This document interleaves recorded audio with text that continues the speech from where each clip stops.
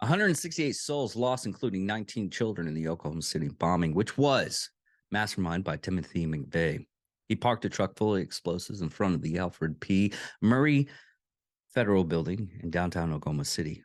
McVeigh did this travesty because of the events of Waco, Texas, and Ruby Ridge due to anti-government beliefs. Today, we deep dive this mass murderer and the evil of Timothy McVeigh and his accomplices.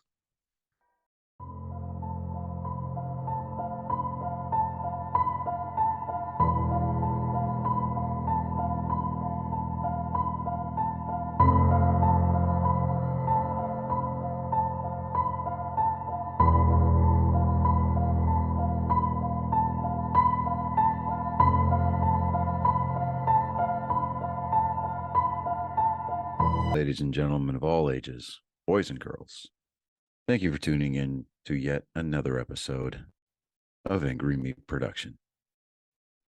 We appreciate you coming in and letting us be a part of your lives week in and week out. We hope to do our best to present you with something that your eardrums delight in. Whether you're looking at us on YouTube or Rumble, or listening to us on Spotify, Google, or Anchor, or any of the other podcast services that we are currently on or trying to get on. We thank you. And if you don't mind, at the end of every episode, stop by, leave us a comment, leave us a like. If it asks for 5 stars, we'll take 5 stars, even if you don't like us. 5 stars are what it's all about.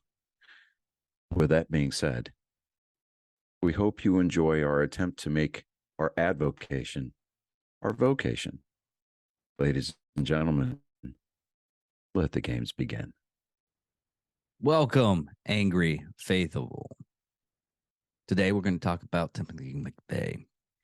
And on this one, we're just going to deep dive it. We already gave an intro. I just wanted to clarify that, but we'll get this going. Early in life, McVeigh was born April 23rd, 1968, in Lockport, New York. The only son and the second of 3 children in the Irish-American parents, Norrie, Mildred, Mackie Hill, and William McVeigh.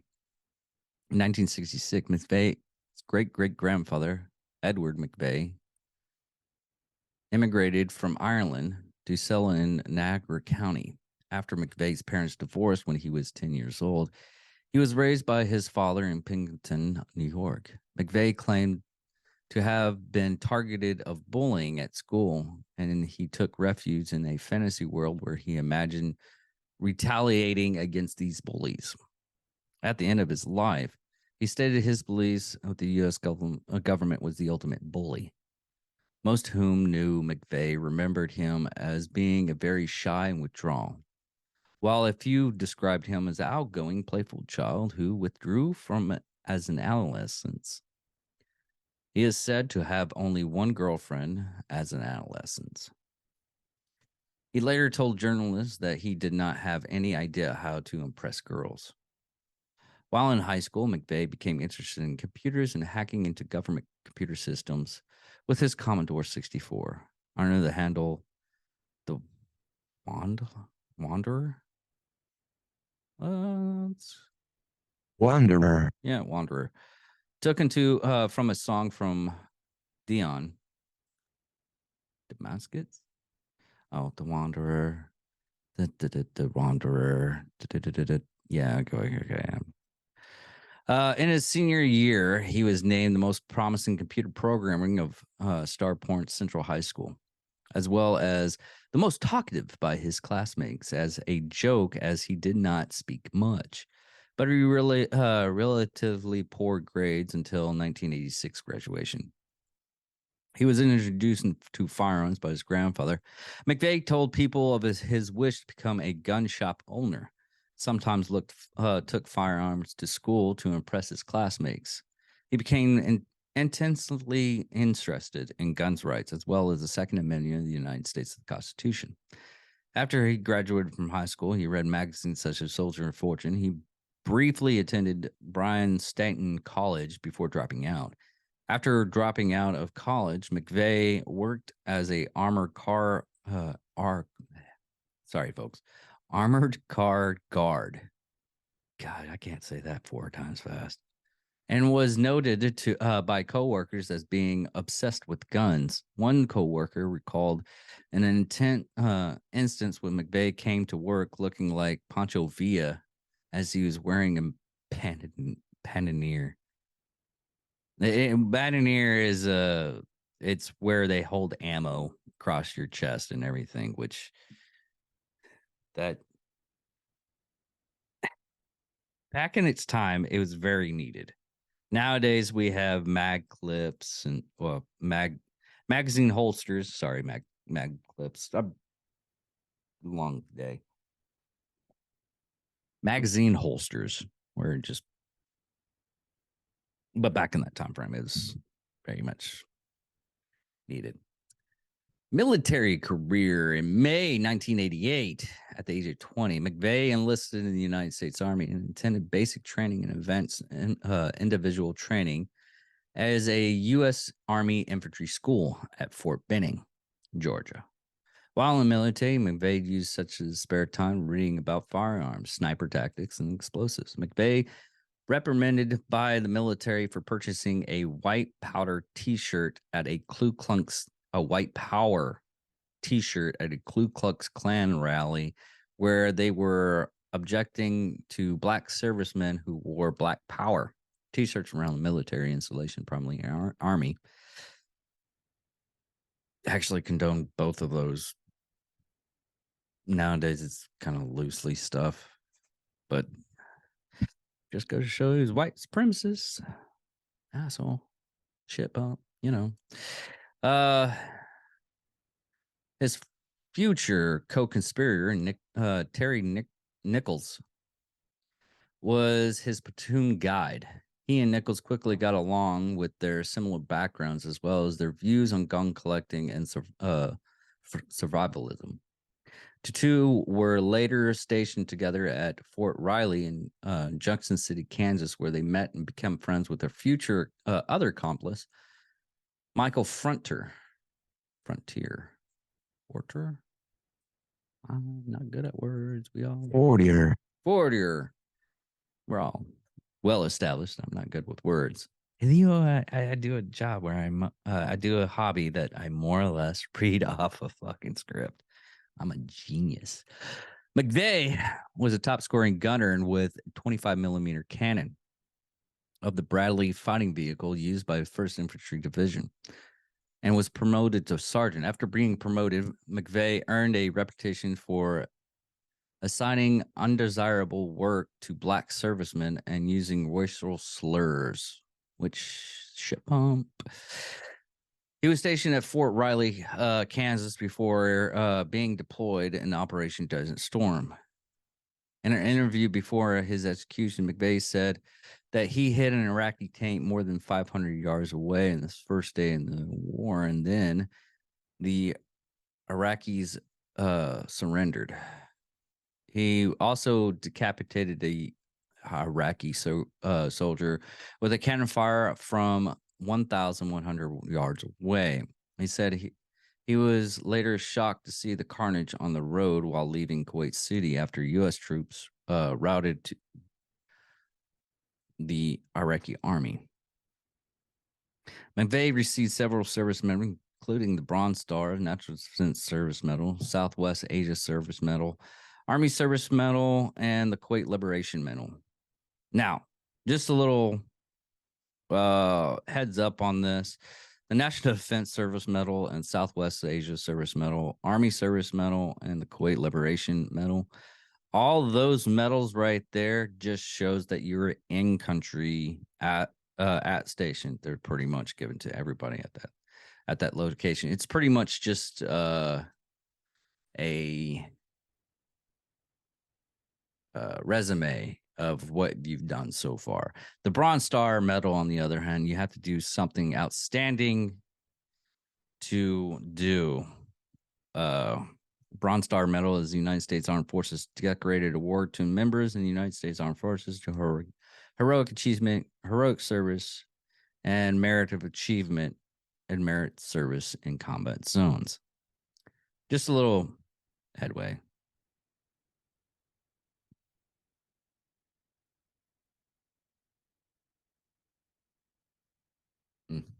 McVeigh expired to join the U.S. Army Special Forces after returning from the Gulf War. He earned he entered the selection program, but withdrew on the second day of his 21-day assessment and selection course at the Special Forces, telling other recruits that he had injured an ankle. However, in a letter to his superiors, McVeigh wrote that he was not physically ready. McVeigh decided to leave the Army and was honorably discharged in 1991. Not to say anything about this, but you have to be a special type of crazy to join special forces. They just to join, they basically treat you like trash until you give up, and they're adamant as selection in their selections to getting the right people into the special forces. Just a heads up. I mean, like the special operations groups like Navy SEALs, Special Forces, Delta, Rangers, and Pararescue, JTAC, TAC P. There's another one. Even the boat guys that run the miniguns, there's special warfare division in the Navy. They have to go through special transitions, physically and mentally exhausting. And they are physically and mentally exhausting. And you have to be a tough son of a bitch to go through those. Just a little FYI. Just to show how McVeigh was weak. McVeigh wrote a letter to local newspaper complaining about taxes in 1992. He wrote, "Taxes are a joke, regardless of what political candidate promises they will increase. More taxes are always the answer to government mismanagement. This is they messed up. We suffer. Taxes are restricting catastrophic levels and no slowdown in sight. It's a civil war and implemented. What? Implemented. Imminent. Imminent. Civil war imminent. Okay. Is a civil war imminent? Okay. We have to shed blood to reform the current system. I hope it doesn't come to that, but it might. Okay, they kept on saying during interviews and everything that he wasn't crazy, but McVeigh also wrote to Representative John J. LaFace in District New York, complaining about the arrest of a woman carrying mace. Is this mace? Yeah, mace spray, the pepper spray. It is a lie if we tell ourselves that the police can protect us everywhere at all times. Firearms restrictions are bad enough, but now a woman can't even carry mace in her purse. McVeigh later moved with Nichols to Nichols's brother's James farm around Decker, Michigan. While visiting friends, McVeigh reportedly complained about that the Army had implemented a microchip in his buttocks. Sorry, that's just funny. So the government could keep track of him. You know what? This is where everybody nowadays, anytime the government wants to issue like the vaccine, I can actually talk about this now, which is sad that I couldn't talk for about 2 years because I wanted to keep this stuff going. Yes, I centered myself so I can keep this stuff going, and hopefully eventually I don't have to worry about that. But I guess this is where people started believing that the government would start putting trackers, like in the vaccine. People thought the government was putting government trackers into the vaccine. And I laugh at that. The reason why I laugh at that, because there's so many instances. If you can look up war documents that if they would do that with the soldiers like Marines, Army, Navy, Air Force, all if they did that to us, we wouldn't have been bombarded by friendly fire on several occasions because they got the area wrong. I mean, there's a lot of friendly fire that happens, and they would be able to track us and figure out, hey, that's the wrong spot. We have it on our computers that the area is bad because our people are there. But I digress. McVeigh worked long hours in a dead end job and felt that he did not have a home. He sought romance, but his advances were rejected by coworkers, and he felt nervous around women. He believed that he brought too much pain on his loved ones. He grew angry and frustrated at the difficulties of finding a girlfriend. He took up obsessive gambling, unable to pay gambling debts. He took a cash advance and then defaulted on the payments. He began looking for a state with low taxes so he could live without heavily government regulations or high taxes. He became enraged when the government told him he had overpaid $1,558 while in the army, and he had to pay the money back. He wrote an angry letter to the government saying, "Go ahead, take everything I own, take my dignity, feel good as you grow fat and rich at my expense, sucking my tax dollars and property."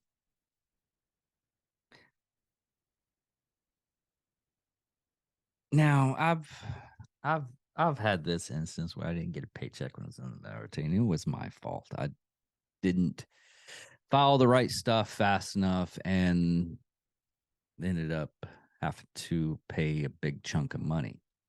Was I angry at the government? No, because it was my fault. Do I not like taxes? Everybody doesn't like paying taxes.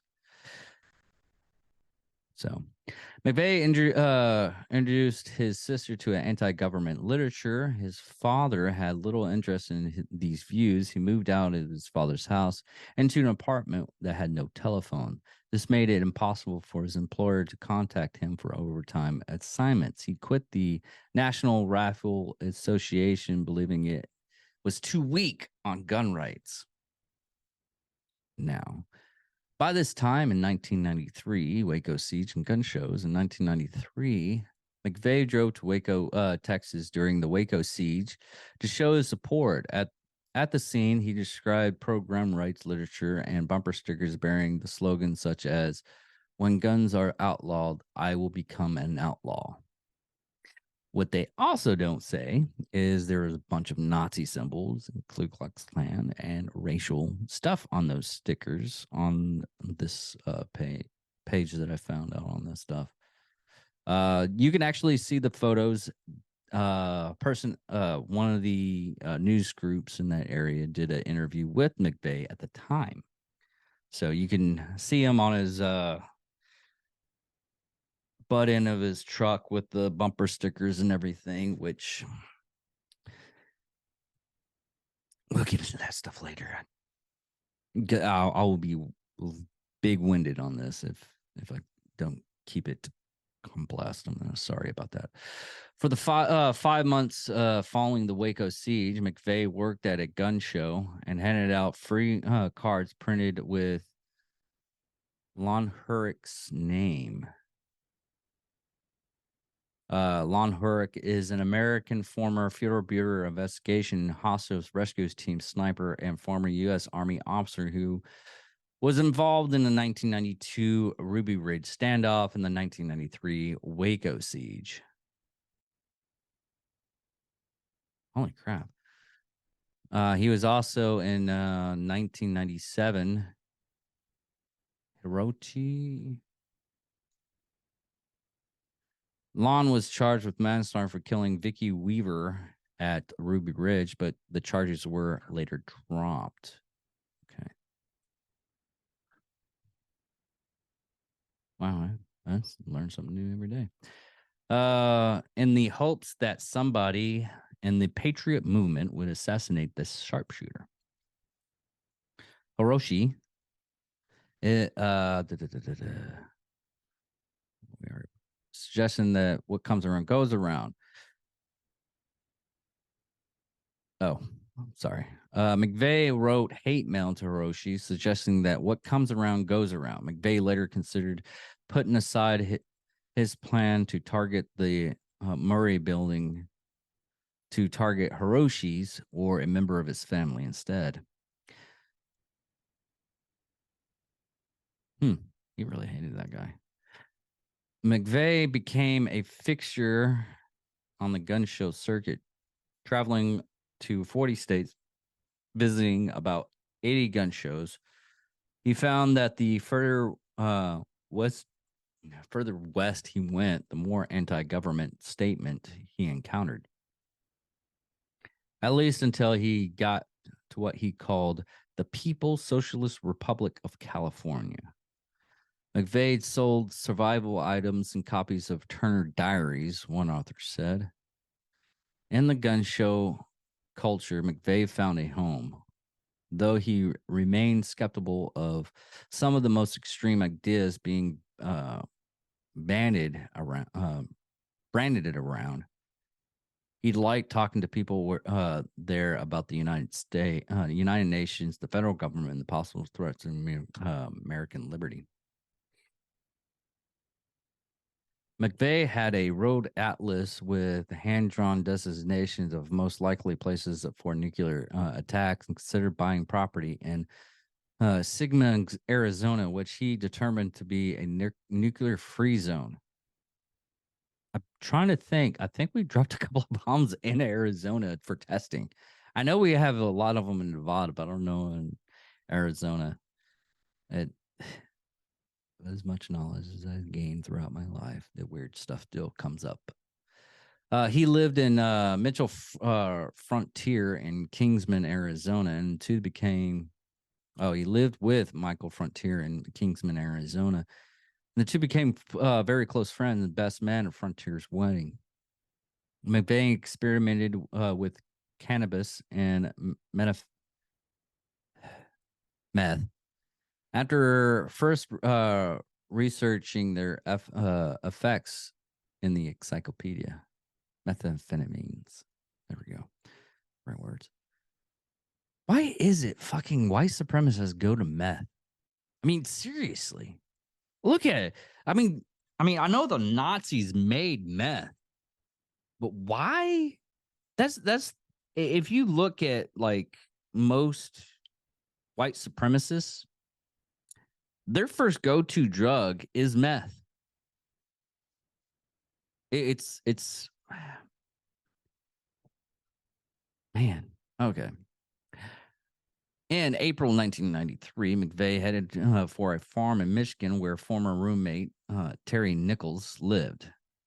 In between watching coverage of the Waco siege on television, Nichols and his brother began teaching McVeigh how to make explosives by combining household chemicals into plastic jugs.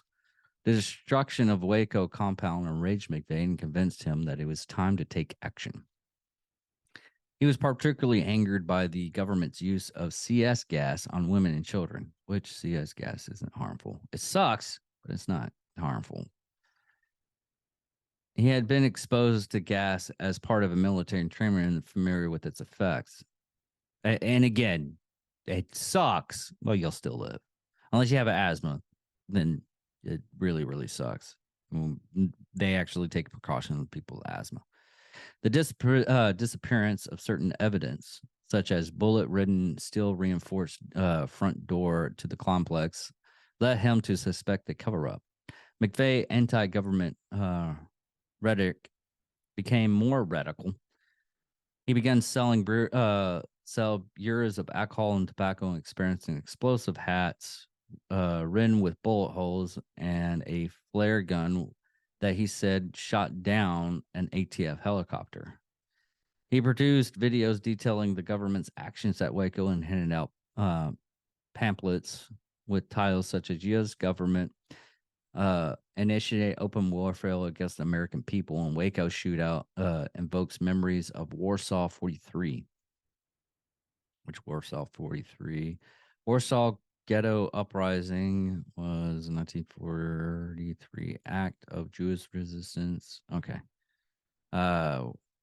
Warsaw Ghetto and Germany occupied Poland during World War II, opposed Nazi Germany finally effort to transport the remaining ghetto populations to Munich. Death camps. Okay. He began changing his answering machine screening every couple of weeks to various quotes by Patrick Henry, such as "Give me liberty or give me death." Began experimenting with making pipe bombs and other small experimental devices. Government imposed new firearms restrictions in 1994, which McVeigh believed threatened his livelihood. McVeigh disassociated himself from his boyhood friend Steve Hodge by sending him a 23-page farewell letter. He proclaimed his devotion to the United States Declaration of Independence, explaining in detail what each sentence meant to him. McVeigh declared that those who betray or subvert the Constitution are guilty of section or treason, are domestic enemies, and will be punished accordingly. It also stands to reason that anyone who sympathizes with the enemy or gives aids or comfort to said enemy is likely guilty. I have sworn to uphold and defend the Constitution against all enemies, foreign and domestic, and I will. And I will because not only do I swear, but I believe in what I stand in for, every bit of my heart, soul, and being. I know in my heart that I am right in my struggle. Steve, I have come to peace with myself, my God, and my cause. Blood will flow in the street. Steve, good versus evil, free man versus socialist wannabe slaves. Pray it is not your blood, my friend. McVeigh felt the need to personally reconsider sites for rumored conspiracies. He visited Area 51 in order to defy government restrictions on photography and went to Gulfport, Mississippi to determine the variously of rumors about United Nations operations. These turned out to be false. The Russian vehicles on the site were being configured for use for UN-sponsored humanitarian aid efforts.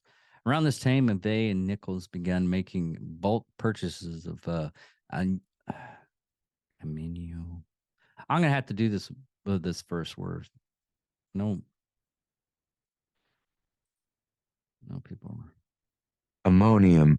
Ammonium nitrate, an agricultural fertilizer for resale to survivalists, since rumors were circulating that the government is preparing to ban it. McVeigh used Frontier as his plan to blow up the federal building, but Frontier declined to participate. Frontier also told his wife about the plans. McVeigh composed 2 letters to the Bureau of Alcohol, Tobacco, and Firearms. The first titled Constitution Defenders, and the second ATF read. He denounced the government officials as fascist tyrants and stormtroopers, and warned ATF, all you tyrannical motherfuckers will swing in the wind one day for your treasonous acts against the Constitution of the United States. Remember, Nuremberg war trials.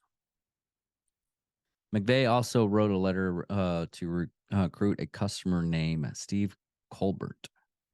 A man with nothing left to lose is a very dangerous man, and his energy, anger can be focused towards a common righteous goal. What I'm asking you to do then is to sit back and to be honest with yourself. Do you have kids, wife? Would you back out at the last minute to care for your family? Are you interested in keeping your firearms for your culture, future, monetary value? Would you like to drag that old six through rock, swamp, and cactus to get off the needed shot? In short, I'm not looking for talkers. I'm looking for fighters. And if you are a Fed, think twice. Think twice about the Constitution you're supposed to be enforcing. Isn't it enforcing freedom an oxymoron? And think twice about catching us with our guard down. You will lose just like Dagan did. Sorry, I gotta take a little bit of swig. That's good. And your family will lose. McVeigh began announcing that he had progressed from the propaganda phase to the action phase. He wrote to the Michigan friend, Gwenda Strider.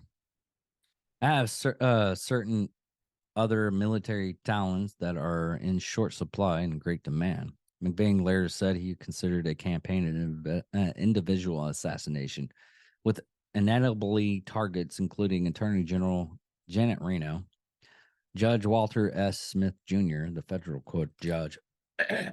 Oh, God. Sorry. Okay. Who handed the Branch Davidian trial, and Lou Havarauchi, a member of the FBI hostage rescue team who shot and killed Vicky Weaver, and a standoff in the remote cabin of Ruby Ridge, Idaho, in 1992. He said he wanted Reno to accept full responsibilities in deeds and not just words.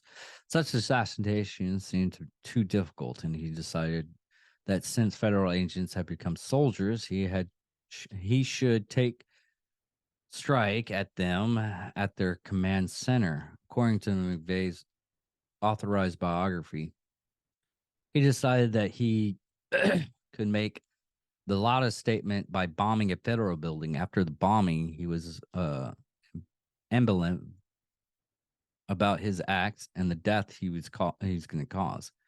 And he said in a letter to his hometown newspaper, he sometimes wished he had carried out a series of assassinations against police and government officials instead.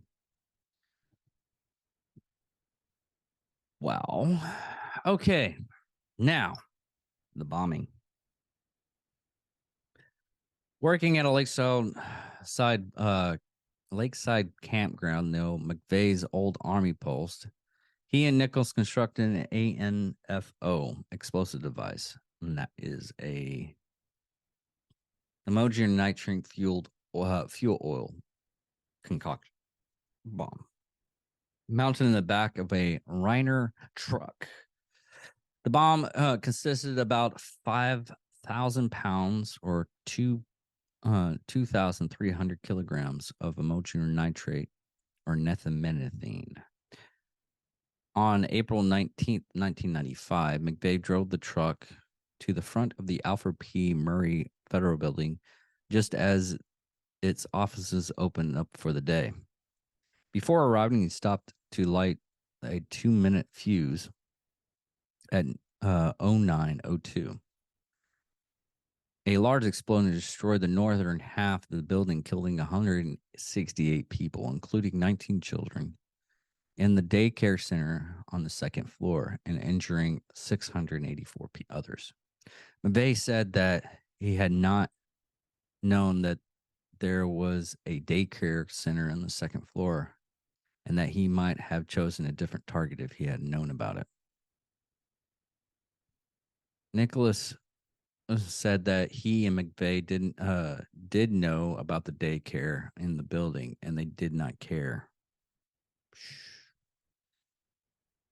McVeigh biographers Lou Mitchell and Dan Hemmerbeck spoke with McVeigh in interviews totaling 75 hours. He said about the victims, to those people in Oklahoma who have lost a loved one, I'm sorry, but it happens every day. You're not the first mother to lose a kid. You're not the first grandparent to lose a grandson or granddaughter. It happens every day somewhere in the world. I'm not going to go into the courtroom, curl into a fetal ball, and cry because the victims want me to do that. Jesus. During the interview in 2000 with Ed Braley for television news magazine 60 Minutes, Bradley asked McVeigh for his reaction to the deaths of the 19 children. McVeigh said this: I thought it was terrible that there were children in the building. Yeah.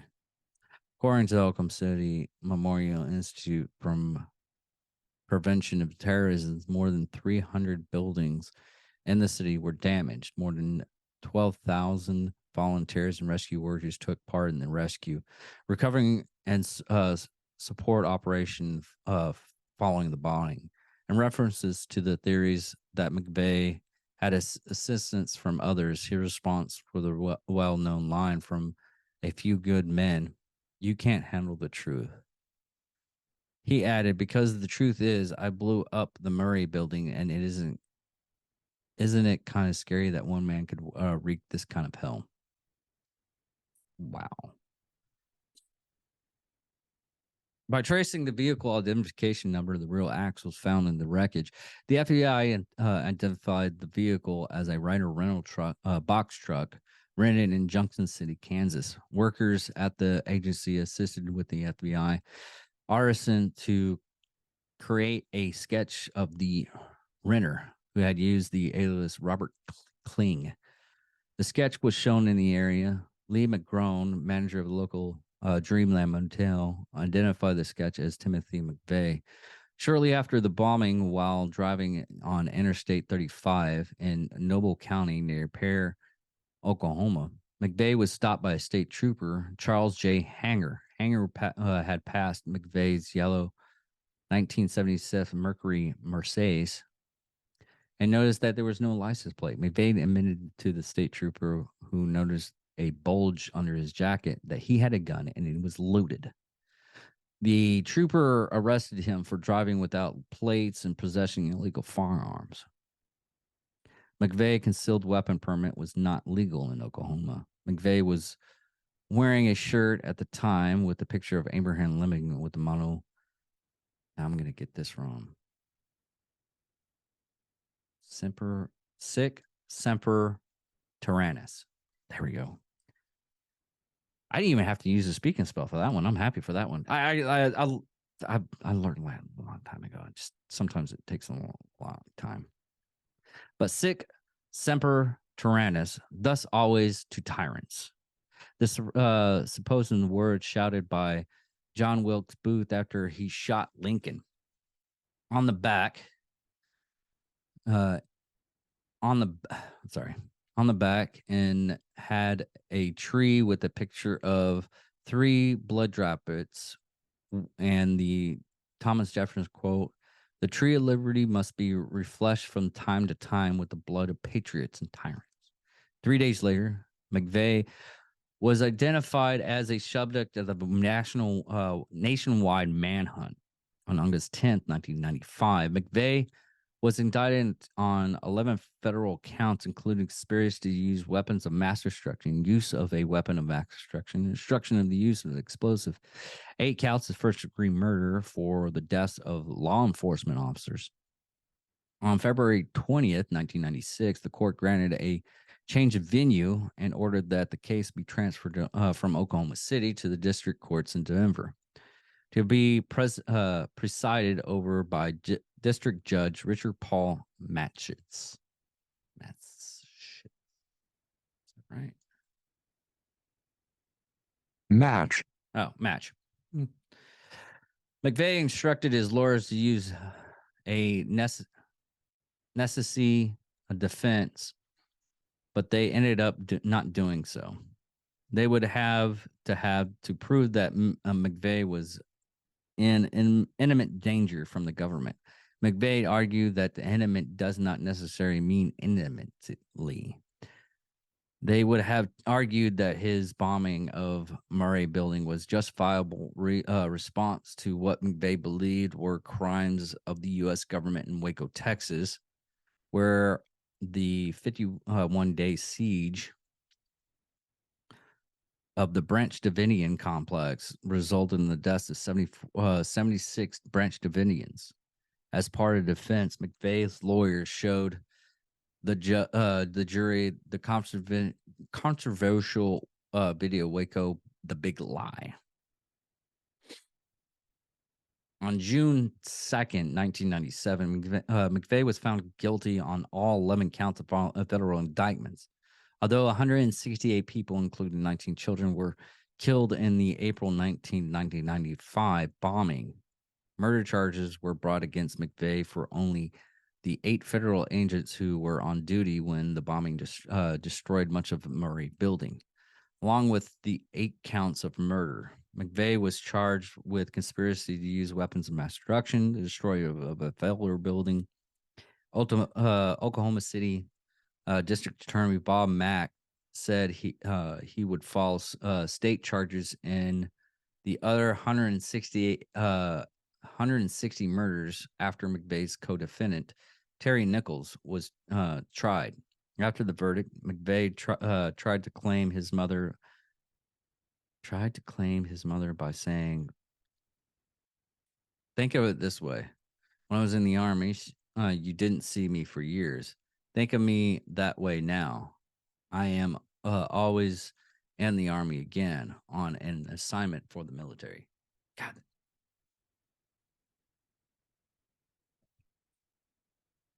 You know, I went in deep dive and they said that this guy was not crazy or anything, but he keeps on spouting crazy shit.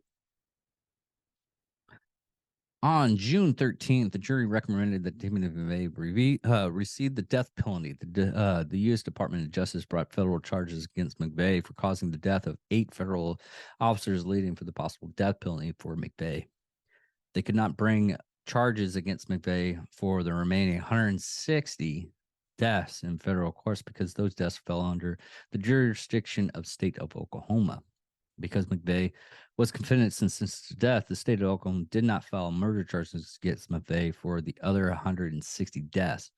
Before the sentence was formally pronounced by Judge Match, McVeigh addressed the court for the first time and said, "If the court pleases, I wish to use the words of Justice Lewis Brinson's dissenting in Olmstead versus United States to speak for me."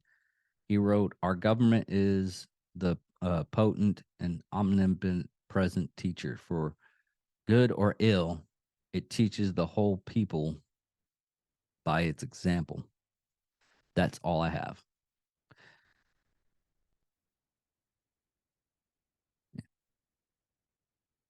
On December 21st, 1997, President Bill Clinton had signed S-923, special legislation used by Senator Alvin Specter to bar McVeigh and other veteran convicted of capital crimes for being buried in any military cemetery.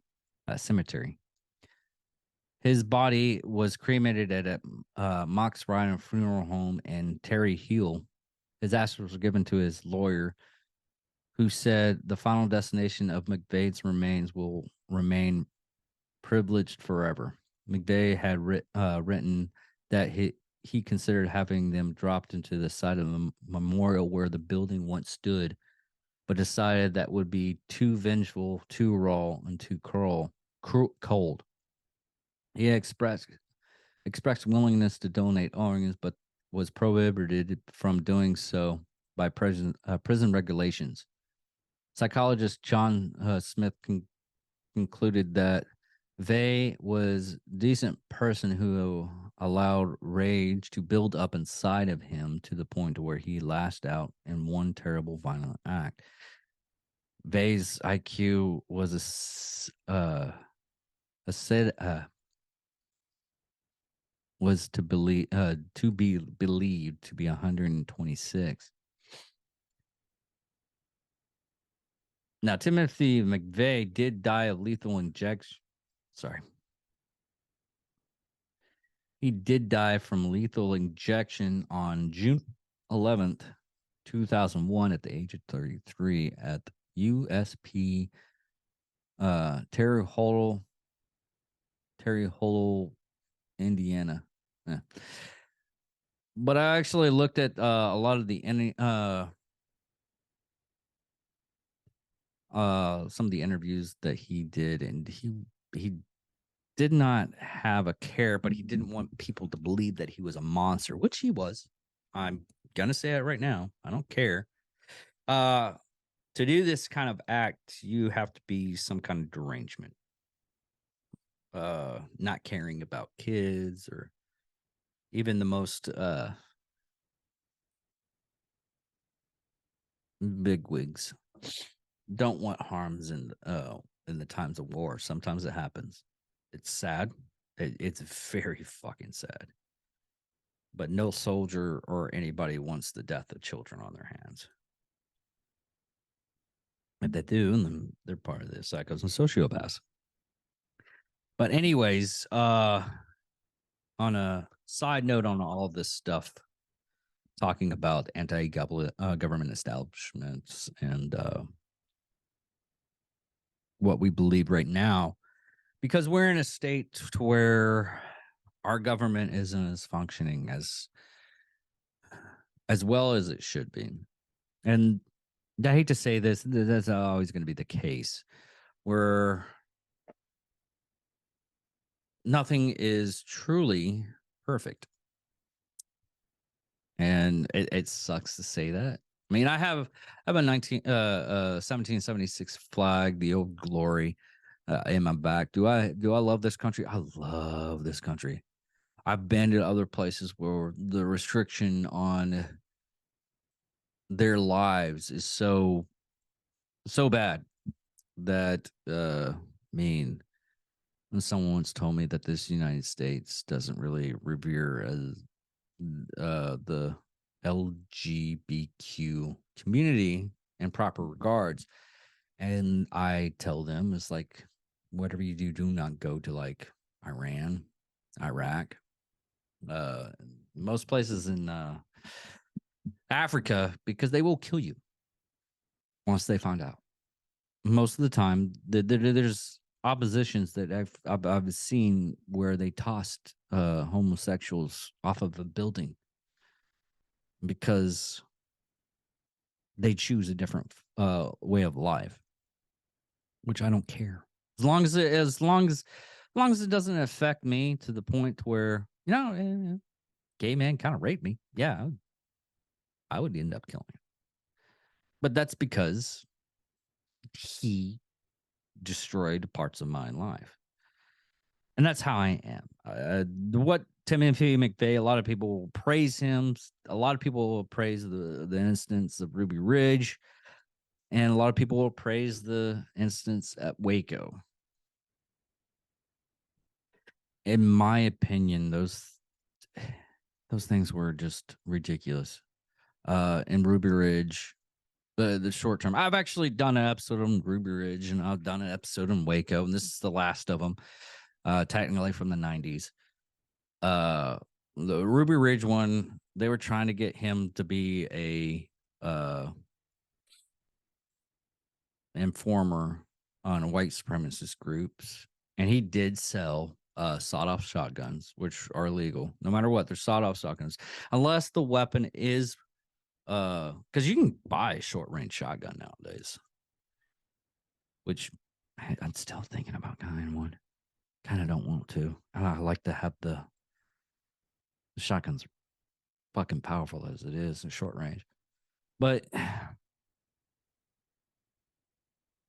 taking a firearm and chopping it up, there's during the whole pandemic, as I like to say, which is another topic for another day. Me and Chris talked about it, or might do one day. But There was a video of either a congresswoman or a congressman's wife chopping up an AR-15. There's video evidence of her chopping it up, and because of that video, she took it down, but it's illegal. You can't legally chop up a weapon. That's what's the funny thing. So if you this is worst case scenario if it ever happens. If you go in and say your firearm's on the bumper, I'm just saying the bumper, it's on your bumper, it falls down, you run it over, and it chops in half. Technically, you've done a federal crime because you dismantled it, even if it was an accident. Gun laws are, if you go in deep dive in gun laws, you will be surprised of how bad you will be reprimanded unless you're like a manufacturing. You're using like machine tools and everything. They're all regulated. Can you get like a short? Oh, I just said we can get a shotgun, probably around about 2 feet long. It only has like 4 shots. I think it only has 4 shots. 3 shot. No, 4 in the chamber. 1 in the chamber. 4 in the under barrel. I think. I think so. Yeah, only 4 rounds or 5. Yeah, 5. I think it only have a whole like 5 rounds. It's short and it's one-handed, and it will take your arm off. Not like physically take your arm off, but it'll feel like you're taking your arm off because of the power. One, the power of the shotgun shell, how much powder it has, and 2, just it's a shotgun. Jesus, my dad almost he almost dislocated his shoulder shooting a shotgun at one point in time, only because he didn't put it right where it's supposed to go, and it moved, and the power of the shotgun, and it is a double barrel shotgun. He almost ripped his freaking arm off from what he was described. He was in pain and it was bruised up for like days on end. But speaking on that,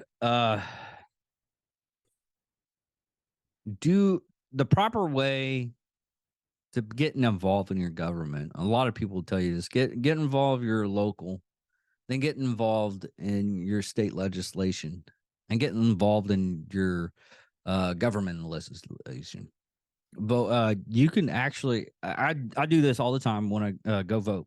There's votings on stuff that aren't publicized a lot of the time. Like I think there's a voting thing for May where you basically go in and you vote for certain either laws or restrictions or whatever the case, and you vote on. This country is by the people. And that's what a lot of people don't understand. They always say is like, oh, the government's against me. You're the government. You are. The people are the government. We have representatives that represent us, are part of the government that oversees the rest of the country and of the world, state legislation, stuff like that. There's certain countries, if you go against certain parts of the country, parts of the government, they kill you. Mass graves. It's disgusting.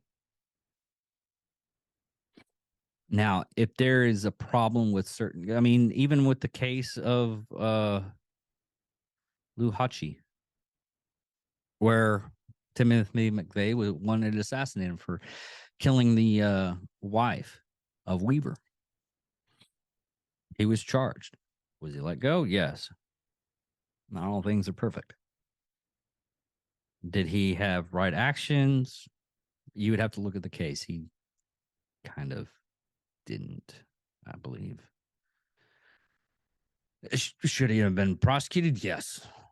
I mean, right now we're going into a lot of the because we have more knowledge through social media and stuff like that. The view that they are taking actions with people that make mistakes during their time in law enforcement or first responders and stuff like that.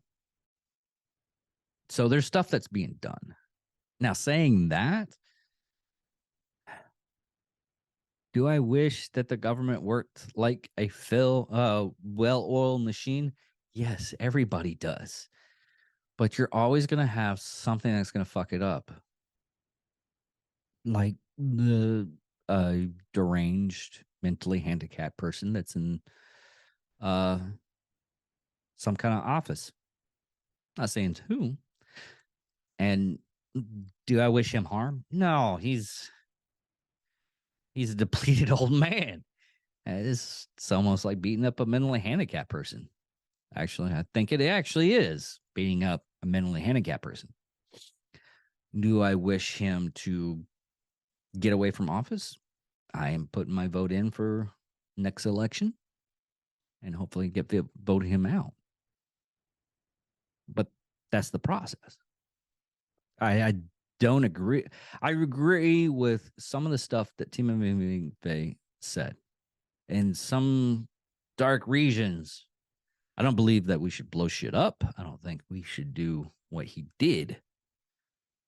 Do we need taxes? In certain aspects, we could get away with a lot of social platforms. Could. Should we? Yeah, I don't know. It's one of those things that's once you had it for so long, you can keep on wanting to feed the monkey. So, but anyways, everybody, love you guys. Don't take down the government with a bomb. Love you.